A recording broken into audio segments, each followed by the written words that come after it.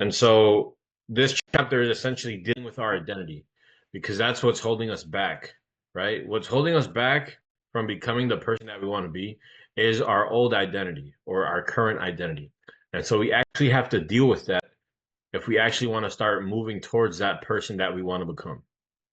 Does that make sense for everyone? Yes. Okay. This might Yes. be some abstract shit, but it's only abstract if you don't understand it. Once you understand it, it's going to make a lot of sense. So here we go, without further ado. So most people never change because most people trap themselves in their old identity. Okay. What does that mean? Does anybody want to take a stab at what does that mean? That um that you are trapped in who you used to be. So it's kind of like you have to shift your mindset and to a new you. So you're gonna be thinking about the past and the friends that you used to hang out with and the people that you used to have in your life and the things that you used to do. It's kind of like you're building a new you. Correct. That's exactly right. He basically hit the nail on the head. I wrote here, most people never change because most people trap themselves in their old identity. He talked about your environment, your old friends, all of those things, they influence your view of self, they influence your identity, right? And so in order to change your life, you have to change your actions. You have to change your habits. If you want to change your course of action, you have to change your actions, right? But in order to change your actions, you have to change your identity. Yeah, you can stick to a diet for 1 or 2 months, but if you don't change your fucking identity, you're gonna go back to eating like dog shit because you're dragging behind you a man who's the old man and you never got rid of him. So yeah, you can change your actions for a month or 2 months or 3 months, but after that, you're gonna fall right back to your old actions because you never change your identity. You never let go of your old identity. So this is why actually people fall off. This is why people can never sustain wins, sustain habits. Does that make sense to everyone? Yes. Okay. And so let's quickly talk about the three things which are holding people back and traps them into their old identity. Because if we want to understand how to let go of the old identity, we need to know what's trapping us in our old identity. Okay. So essentially, I have a picture here. And this is what most people try to do. Okay. Most people, they'll get the meal plan, they'll get the training plan, they'll get the business plan, they'll get the habits, and they're going to start rolling the ball up the fucking hill. Right. And what's happening when you're rolling the ball up the hill? You're working against gravity. Okay. You're working against yourself. The whole point of changing your identity is so you can be rolling the ball downhill. It's not going to be a major struggle as it is now. Okay. This is another picture. This is people trying to change their actions without changing their identity. You're dragging the old man right behind you, and he weighs 1,000 fucking pounds, and it's gonna be a pain in the fucking ass because your identity, your view of self, never changed, never shifted. So you're dragging that old man right behind you. Does that make sense to everyone? Yes. Okay. If anyone has questions, just feel free to raise the hand, and we'll talk about it in the chat. Okay, these are the three things that make you trapped in your old identity. Okay, number one is the story that you tell yourself. And we're gonna go through each of these. Negative self-talk. Every time that you want to speak to a girl and you're scared, you start telling yourself a story. What's that story? Oh, I'm shy. I'm not good with women, or I'm gonna get nervous. I'm gonna fuck up. Those stories that you tell yourself each and every day, they create and they mold your identity. Whenever you wake up in the morning and you're telling yourself that I'm tired and that I didn't sleep enough, you're creating an identity of a person who wants to be lazy and who wants to sleep more and who needs sleep to function. That's an identity that you're actually creating and molding by your negative self talk, by the stories that you tell yourself, right? Whenever, let's say, you do sales, you're having a sales call, you're having a sales conversation, you're trying to sell a product, and you're always in your head telling yourself that you're not good at sales. No shit. Of course you're not good at sales. If that's the identity that you're molding with yourself. And so this is the first thing that we have to understand is your identity is determined by your self-talk, the stories that you tell yourself. So really a lot of the battle is awareness, right? Whenever you have a thought, it's awareness and analyzation. Where the fuck did this thought come from? Where the fuck did this thought come from? Right? And analyze it. Is that the person you want to be?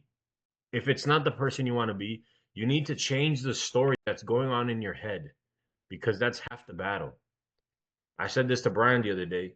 For those of you that are maybe religious or not, there's a passage in the Bible where it talks about Jesus being tempted by Satan. And Satan, the first thing that he does is he attacks Jesus' identity. That's the first thing that he does. He attacks his identity, who he is. He says, do you really have all this power? Can you really do all these things? Right? And so whenever you're questioning your identity, that's how you know that that shit, let's just say it's not from God. Let's just say it's of the devil, right? Take that literal or take that not literal. It doesn't matter. It's a concept, right? That's how important identity is. That's why that passage in the Bible exists, right? The first thing Satan did was attack the identity, because identity is so powerful, right? And so that's number one. Number two is your habits. Your actions prove your identity. Your actions don't necessarily determine your identity, but they prove it. And there's a distinction, right? Because you can eat healthy and train for 2 to 3 months, and you'll go right back to the old identity of being a fat ass, and you'll fall off and you'll never get back on track. Why? Because your actions didn't necessarily determine your identity. Your actions influence your identity and your view of self, but they fundamentally do not determine your identity. Does that make sense? Yes. So when you shift your identity, you then begins to use the actions as proof of your new identity, right? So when you start shifting your identity, the actions, the habits, they start to reinforce that identity, but they don't necessarily create that identity right off the rip, okay? So that's the second thing. The third thing is the environmental influences, which Jay talked about, which is the friendships and relationships. And this is probably the biggest hump that most people never get over, okay? Because most people are scared to cut people off. They're scared to be alone. I talked about it in my last video. They're scared to be an asshole or whatever the fuck you feel like you're going to be, right? But the people in your life right now, a lot of them, they're holding you back, right?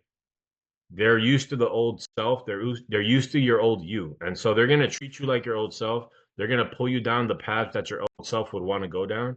And so being around these kinds of people are gonna leave you trapped with your old identity, the identity that you want to get rid of, right? If we want to fall in line with the ideal self, if we want to move towards action, towards creating that person, we need to let all these three things go. We need to address each and every one of these three things, okay? Because we want to massively change our identity. All right. Does that make sense to everyone? Yes. Okay. Now, let's address this one by one. Okay. So, the stories that you tell yourself, I kind of talked about it, right? We all have a fucking story, bro. Whatever's going on in your head, it's like mental fucking warfare. Like, we have so many stories that we tell ourselves each and every day that we don't even realize. Okay. We don't even realize. So, for example, when you're in the gym and you're tired as fuck, and you know you have to do one more set, and you tell yourself, "Oh, I just can't do this shit. I'm tired." What kind of identity are you creating at that moment? You're creating a weak ass motherfucker who does not get the job done. That's the identity that you're creating through the story that you're telling yourself. And the more that you tell yourself these stories, the further it cements itself into your subconscious. Okay.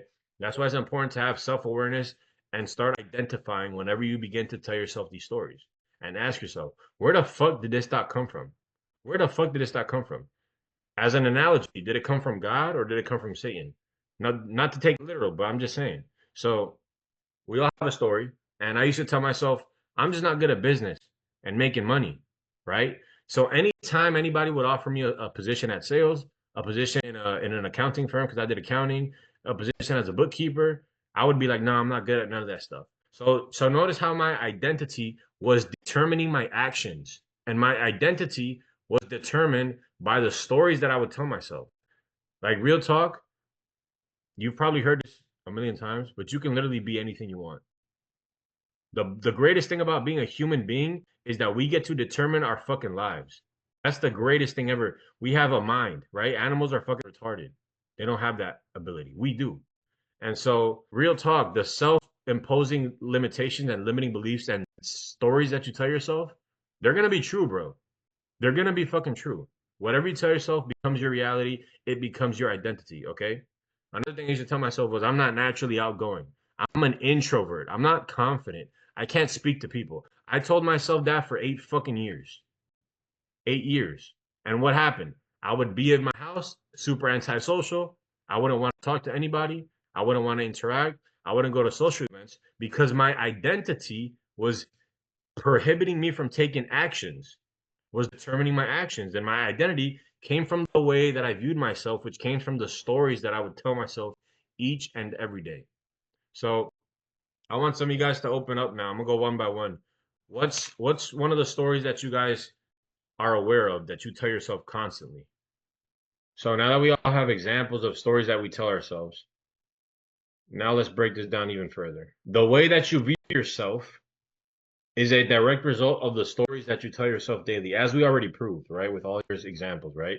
These stories spring from your subconscious mind, which is the programming software which controls your minds and actions.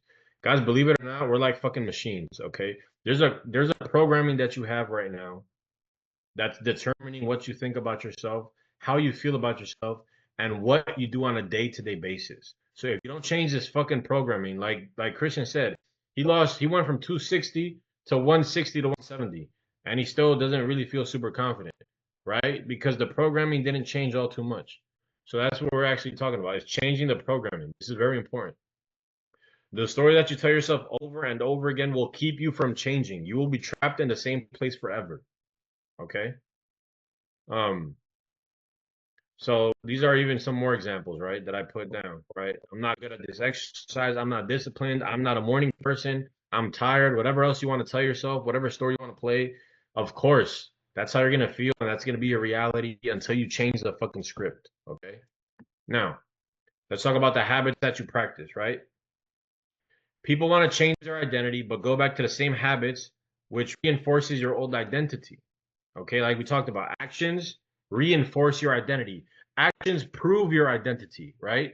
So if you're telling yourself that you're super disciplined, but you're waking up late and you're skipping meals, you're not going to be able to lie. You're not going to be able to lie to yourself. Okay, you're not going to be able to lie to yourself, right? Alignment. Your words and your actions have to fall in alignment as proof that you are who you say you are. Okay, habits are key to proving to yourself the new identity of the new person that you are attempting to create, but they don't exclusively cause or create your identity. They just prove your identity. So the new identity that we talked about in chapter 1 that we created, your actions are going to serve as further proof and confirmation of that identity, okay? But we're going to talk more about that in chapter 4. This is chapter 2.